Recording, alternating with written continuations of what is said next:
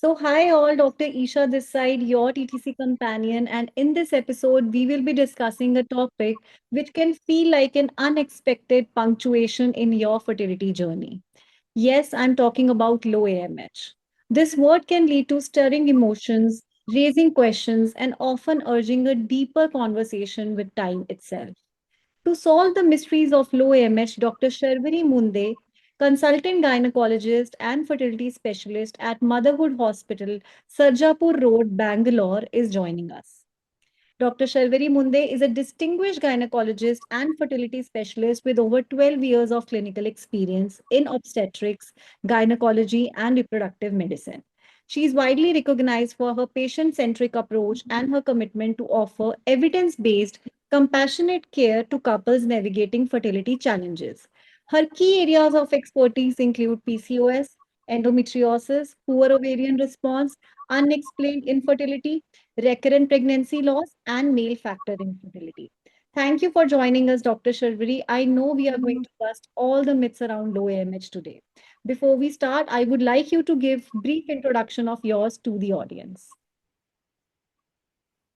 So, hi everybody. As Dr. Isha has already spoken a lot about me in the introduction, so I would like to add a few points that yes, I'm a consultant fertility specialist at Motherhood Hospital, Sarjapur Road, Bangalore, and I have completed my MS in OBGY, that is gynecology, from the prestigious Institute of Grand Medical College in Mumbai, and I pursued my fellowship in IVF, reproductive medicine, from the Kraft Hospital, Thrissur, Kerala, followed by a advanced course in reproductive medicine from Germany. So currently, I'm serving in Bangalore and hoping for all to conceive by and trying my best. Thank you, Dr. Sharvari. Really looking forward to this discussion today with you. So let me start with my first question. So what is AMH and why is it such a buzzword in fertility conversations today? So, in simple words, I would like to tell that AMH, it stands for anti-Mullerian hormone, and it is produced by the eggs which are there in the ovary. So, basically, how many eggs will be there? They will be covered in a shell called as a follicle, and these small follicles are going to secrete the hormone AMH. So, it is like what I call AMH is like a ovarian statement, just like a bank statement. So, Hmm. we all know that in bank we deposit and we do withdrawal, but by how the god has created us is that in ovary bank we don't have any facility of depositing. We are born with certain number of eggs, Yeah. and that is the deposit that is done by the nature, and Hmm. in every month there are withdrawals in the form of periods, and Hmm. every month we keep losing a certain amount of eggs. So the Right. number of eggs that we lose every month depends upon the AMH, that Hmm. how much is the egg count we have. Hmm. And some people, like in polycystic ovaries, they tend to lose greater number of eggs in every cycle as Okay. compared to a normal AMH person or non-PCO people. Hmm. Hmm. Hmm. This But is what is AMH. yeah, sorry, I was just asking, you mentioned that PCOD people can lose more number of eggs than a normal person. But what we have seen in, certain patients that people with PCOD do have a higher AMH. What does that mean? So basically, the difference between PCO and a non-PCO patient is that the recruitment is very high. The Hmm. recruitment in the sense that in one cycle itself, if a non-PCO female is having at the age of say 30 years, say Hmm. around 10 to 12 eggs in each ovary. So PCO people will tend to have at least 16, 17, or if the PCOS is very severe, more than 20 follicles in each ovary. So that means in each cycle, she is going to end up losing 40 eggs. Hmm. So it is like that. Okay, okay, understood. And so basically, AMH is just giving us an indication about the ovarian reserve, right? So Correct. is there a difference between this ovarian reserve and sometimes it's also say, we also say that the ovarian failure, something like that. So are these Yeah, different yeah. terms? So yes, so ovarian reserve is how much is the egg quantity available at this particular time, which the Right? AMH gives us. It is a simple blood test. Yeah. And premature ovarian failure is somewhere you lose a lot of eggs, your Hmm. cycles start becoming irregular, longer Hmm. duration, lesser flow, Hmm. and the AMH keeps dropping. And also there is one more hormone, FSH, which keeps Yeah. rising. So there are these three things the AMH falling down, FSH increasing, Hmm. irregularities in the menstrual cycle, which indicate a premature ovarian failure or premature menopause-like condition. Okay, okay. So that also means that for some patients who have lower AMH, but they don't have a premature ovarian failure, they can also have a like normal FSH. Is that right? Yes, it can. Yes, definitely. Okay, fine, fine. Now that brings me to my next question. So does low AMH always mean that it's early menopause or poor egg quality? So AMH, one important thing is that it gives us an idea only and only about the quantity. The Hmm, best way to predict the egg quality is the age of the female. The younger the female, the better is the quality. This hmm. is a hard fact. And Right. when it comes to AMH, it will just tell us quantity. Okay, So okay. if we have the lower AMH, it doesn't mean that she will definitely go in early menopause or something. So there is Hmm, a tendency body is going to try to push as much as longer for menopause. That is how nature is building up. So if we have lesser eggs, the hmm. body is trying to recruit lesser number of eggs so that they want to prolong the duration to menopause. So if somebody is having AMH of zero point 0.7, zero point 0.8, they will Yeah. keep having periods till it becomes zero, FSH rises, Oh, cycles start becoming irregular. There oh, may be an indication of early menopause, yeah. but it doesn't hold true in all cases. Okay. And Also, low AMH can be there in certain cases of endometriosis also. all So because the cyst is there, the right. AMH is low. Yeah, Okay. yeah, yeah, right, right. So premature ovarian failure can mean early menopause. Is that right? Yes. Yes. Yes. Okay, fine, fine. Now that also, wants me to, really I'm really curious to know how do you define this low AMH? What AMH level is considered low? So basically, see, it is a very, very case to case based and subjective question, if you Hmm. ask me. So Hmm. AMH of 1.2 will be perfectly normal at the age of 40. But Hmm. if a female of 45-year-old comes with a AMH of 1.5, yes, it is low. So AMH is, categorized normal, abnormal, low, very low according to the age group. So Hmm. somebody who is in the age group 25 to 30, the average AMH will be in nanogram per ml, will Hmm. be somewhere around 0.5 to 3. So Hmm. again, the trick is if it is more than 8, 9, that means it's a PCOS. Yes. Okay. A female at the age of 40 years having an AMH of 4.5, 5.5 again can hint us that it may be a PCOS. So Yes. somewhere between 25 to 30, 30 to 35, the AMH may go a little down, maybe around 1.8 to 2.5 something. Hmm. 35 to 40, the normal AMH will be somewhere around 1 to 1.5, and Okay. less than 1 is what we see above the age of 40 years. So it is very age specific. Hmm.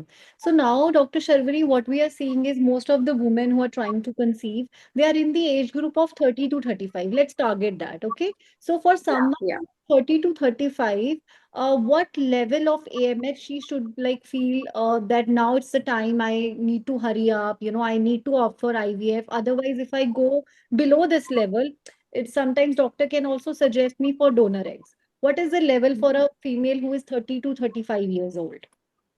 So see, for example, if somebody is coming, a lot of other factors are also there, Dr. Isha. If we see, AMH is not the only factor based on what we decide for IVF. So it Hmm. depends upon the semen analysis also, and Yeah. then the previous history of any miscarriages or anything, any endometriosis is there for the female, or any other medical surgical histories involved. If there Hmm. is absolutely no problem in the other factors, including a normal fallopian tube, Hmm. normal semen analysis, and everything is only isolated AMH is low, in Hmm. that cases the AMH between 30 to 35 that we are talking about, if it Yeah. is less than 1, I usually encourage people to start trying, because there are two things. So I have seen now in my practice, when I started first, I was used to more focus on natural try, and Hmm. then I came up with this thing because people do conceive at a 0.6, 0.4, 0.3 AMH also at the age of 30 to 35. The Yeah. problem arises when they are planning for a second pregnancy. So Hmm. that time, by the planned second pregnancy, they reach at the age of 37, 38, sometimes even 40. So Yeah. that is the time when we are not in a position to give the option of donor egg also, because they already have a biological child. So we Right. come up with options like embryo freezing in married couples. So Hmm. where offer them that, see, you can freeze your embryos, you can try naturally, and then if it is happening, very good. If it is not happening, you can use these embryos for the Hmm. current pregnancy or Hmm. for the future pregnancy as well. Hmm. Hmm. Hmm. Less than one, I encourage everybody to start trying. And do you also think, like what I have seen sometimes in my, coaching programs also, this AMH level also improves sometime by some Yeah, points. So do you think yeah. is it possible because people think AMH cannot increase and AMH do improve, but it is only a like minor improvements that I have seen. What is your viewpoint? So basically, see, ultimately AMH is a blood test. Then Yeah. again, there are lab to lab variations also. And Hmm. sometimes your body is going to produce, say, 7 plus 8 eggs. The AMH will be slightly higher. In the Right. next menstrual cycle, you may produce 5 and 5 eggs, Hmm. little lesser AMH. So it will be, zero point 0.5 plus minus. That's it. We don't see a patient unless it is a lab error that a Hmm. patient has an AMH of 1.5 and then it has gone to 2.5. So Yeah. that is something which is really, really rare. But Hmm. it depends because how many follicles are there, they are going to produce the AMH. Absolutely. So sometimes there might be some follicles which can be in dormant state, right? Due to poor diet Yes, or poor lifestyle. And once correct, we work on those diet and lifestyle, correct. image can improve. Okay, fine. Yes, AMH can improve. Yes. Okay, great. So now let's me, just talk about this IVF because we were already discussing about IVF. So is IVF the only option for women with low AMH or are there any alternatives? And at what level of AMH, like we've already discussed that, but do you also suggest like along with IVF, any dietary modifications, supplements, so for someone maybe who has an AMH of zero point 0.9 in the age group of 30 to 35 and with right diet and lifestyle modifications, her AMH improves to 1.2. So do you think now she has some time for, she can wait for natural conception to happen for another few months? What are your thoughts? So basically, what my approach is always to try encourage for natural conception, Right. unless she is requiring any additional treatments for, like I mentioned already, some additional factors are there. Hmm. So if additional factors are there, I do believe in correcting them because I have seen so many people who are hypothyroid, Hmm. diabetic, hypertensive, lifestyle is not good. So Yeah. like you said, so I do focus before starting IVF. I always give them a diet chart, a general tips, and I ask them to follow it at least for a month. Yeah. Even if the AMH is zero point 0.1, I still give them 1 month because maybe the amount of eggs that I will extract will not be much significantly different in Right. 1 month, but the Absolutely. quality will definitely be some amount of difference will be there. Hmm. So definitely antioxidants, good lifestyle which includes everything from the sleep cycle, from the food that you take, Hmm. then from the gut health of yours, and Hmm. then the work pattern what you are having and the exercise. So it is the entire routine of your day, you try to improve it, take Yeah. 1 month or 2 months, and then definitely we have seen improvement when people have gone with a more centric approach in the treatment, like more holistic approach, that okay, it's not that only IVF is going to give results, even they have to equally participate by Yeah. doing the homework. Yeah, yeah, absolutely. And what about those levels? Like, do you think like if someone improves their AMH from zero point 0.9 to 1.2 something, do they have more time for should they wait like for few more months for natural conception to happen? So somebody, if it is they are between zero point 0.9 to 1.2, yes, of course they can try naturally. So one of the important factor that I also see while Hmm. assessing a couple is their married life. So Hmm. if they have been married since only 1 year and they've been using some kind of protection, they have not even given themselves a fair trial of pregnancy. So Hmm. for them, definitely we can wait. But people who have been, married for a longer duration, more than 5 years, and who have been off protection, so that gives me a hint that okay, these people have not used any protection and they were not able to conceive even that time when they were not serious. So something is sticking that there may be some additional factor Hmm. apart from low AMH which needs to be corrected. And have you also seen these improvement in AMH levels with certain supplements that you suggest to the patients like coenzyme Q10, DHEA, melatonin? Do these supplements also work? So sometimes, yes, see, the thing is there is no way to assess that the melatonin worked or Hmm. the carnitine worked or the CoQ10 worked. Whatever we are giving, vitamin D worked. So Right. basically, it is more like a supplementary thing. So we don't depend on that. But if we are getting any added advantage, then why not take it if there are no side effects as such? So Yeah. I do encourage antioxidants because there is no way to check whether they worked or they did not work. But Hmm. as many of them, they don't have any side effects as such. Hmm. So I encourage people to take it. Of course, that makes sense. Now, Dr. Sharvari, this is a very important question, which is very close to my heart, and also the women who will be watching this, interview. What hope or advice would you give to a woman who just found out she has a low AMH? It's very devastating for them, especially someone who is, just 29 years old, and she finds out that her AMH level is zero point 0.6, zero point 0.7. How do you tackle with, these emotions? So yes, I do come across myself in my OPD when I they just come for a general consultation, or recently I had a couple for premarital counseling. So Mm, they were like not even married. They were mm, supposed to get married in November, and they had come up with are there any tests that we yeah. should be doing for a better decision and life planning.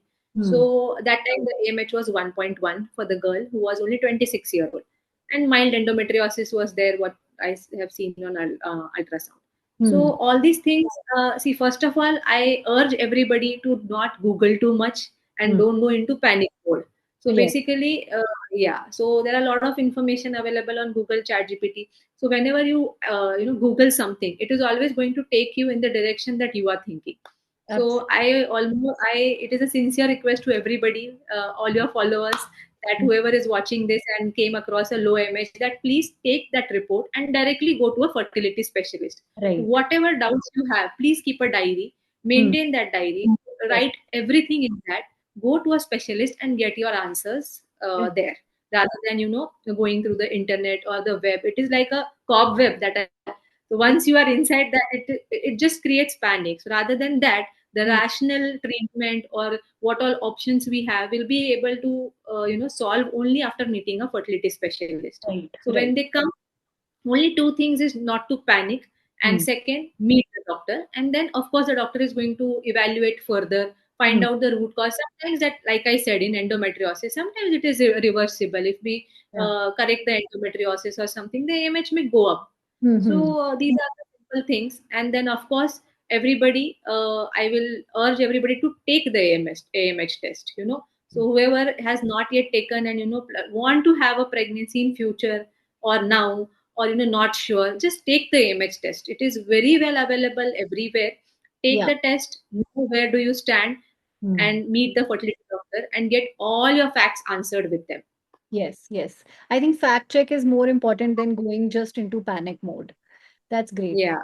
One thing, Dr. Sharvari, you were also mentioning about endometriosis. You said that with the endometriosis, the AMH level can go down. So someone who has endometriosis and it's a very severe endometriosis, and maybe she has to go for laparoscopic intervention to get rid of that.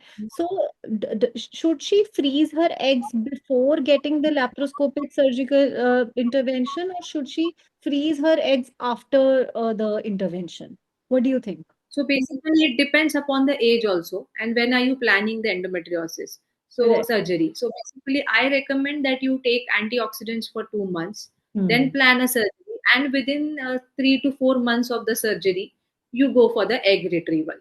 Hmm. Hmm. Okay. Because when the endometriosis is there, like, if it is a big endometriosis, will only need surgery, right? The smaller endometriotic cyst we usually don't operate. Yeah. So Right. only if the bigger endometriotic cysts are there, so the entire ovary is occupied with the cyst. There is no place for the follicle to grow. So even Right. when we start stimulating them, when we start giving injection, we don't see response. Hmm. So if we go for a surgery immediately, 3 to 4 months after the surgery, before endometriosis recurs again, is Hmm. the time when you should go for planning pregnancy, egg freezing, embryo freezing, whatever it is. Okay. That makes sense. So Yeah. thank you so much, Dr. Sharvari. Your valuable insights have brought so much clarity on this topic. I'm sure the women who are watching won't be taking low AMH as their final verdict now. So before we end, Yes. I want you to say some concluding words for our audience. So I would like everybody to, just get your AMH test done. Even if you are not planning pregnancy now, it will give you a lot of clarity, and it Hmm. will give you a confidence also that if the AMH is normal, then you don't have to worry. Because I see people juggling between their, as Indira Nooyi had said in one of the interview, that the biological clock and career clock are always in the conflict. Right. So I will urge everybody to do the AMH test. And then if it is really normal, then Hmm. you don't have to worry at all that, okay, my AMH is normal. You can concentrate on your work. Yeah. And if you feel, you can go for egg freezing if the AMH is low. You can take a lot of decisions based upon one simple test. Right, right, right. Thank you so much, Dr. Sharvari. If anyone wants to consult Dr. Sharvari in Bangalore, I'm going to add her details in the description below. Thank you for watching. I hope this interview will be helpful for you. Thank you. Thank you, Dr. Isha.